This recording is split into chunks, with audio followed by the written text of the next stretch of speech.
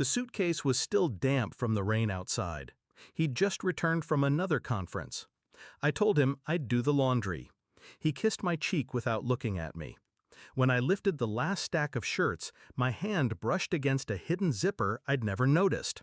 A small red velvet box slid out, landing on the tile with a muffled thud. I knew that sound. Jewelry. But when I opened it, it wasn't a ring. It was a delicate diamond bracelet, something I'd never seen before. And, tucked beneath it, a folded note. 6 words, 6 bullets straight through my chest. Can't wait to see you again, love. The handwriting wasn't mine. The perfume on the paper wasn't mine either. I didn't scream, I didn't cry. I stood there, staring at it, the hum of the washing machine the only sound between me and the end of our marriage. We met 12 years ago. He'd been the man everyone noticed when he walked in. Confident, charming. I was fresh out of grad school. Certain love was something you built brick by brick. Back then, he'd bring me coffee every morning, whisper stupid jokes just to make me smile. We talked about building a life, a home, a future. Now he barely touched me.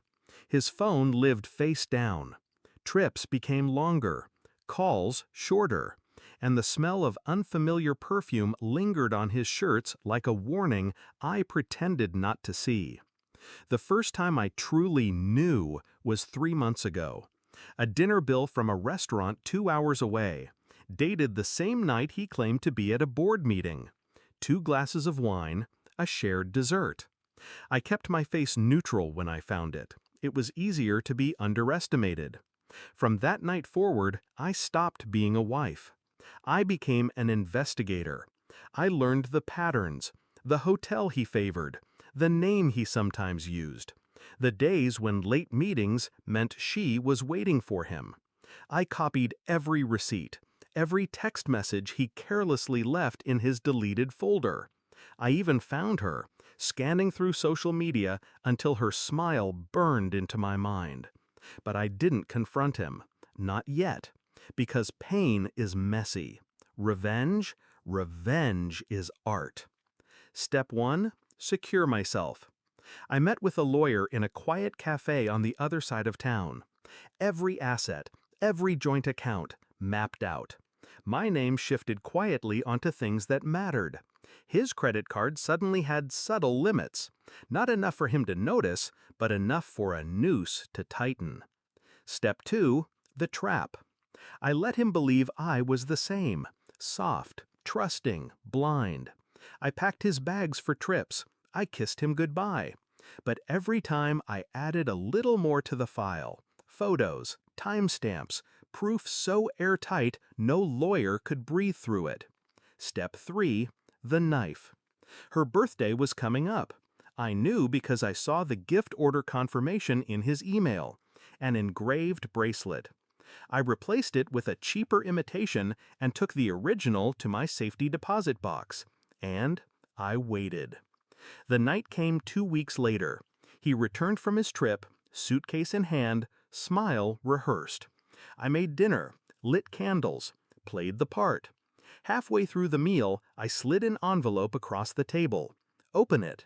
He frowned, tore it open, and began to read. Every page, every photo, every message. His fork slipped from his hand. "Where did you—" he started. I didn't let him finish. "That's the evidence. Here's the settlement agreement.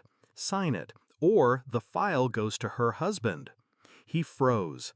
He hadn't known I knew she was married too. I watched the blood drain from his face as he realized what that meant. Not just scandal, not just divorce. Ruin. He signed. Of course he signed. In the span of 10 minutes, I had the house, the accounts, and his future in my hands. When he left that night, suitcase dragging behind him, I caught a glimpse of his reflection in the glass door. Small, deflated. A man who thought he'd played me, now realizing I'd been playing him for months. I still have the red velvet box. Sometimes I open it, just to remind myself. Not of the pain, not of the betrayal, but of the moment I chose silence over rage, calculation over chaos, and won. Because in the end, he left with nothing, and I walked away holding everything that mattered.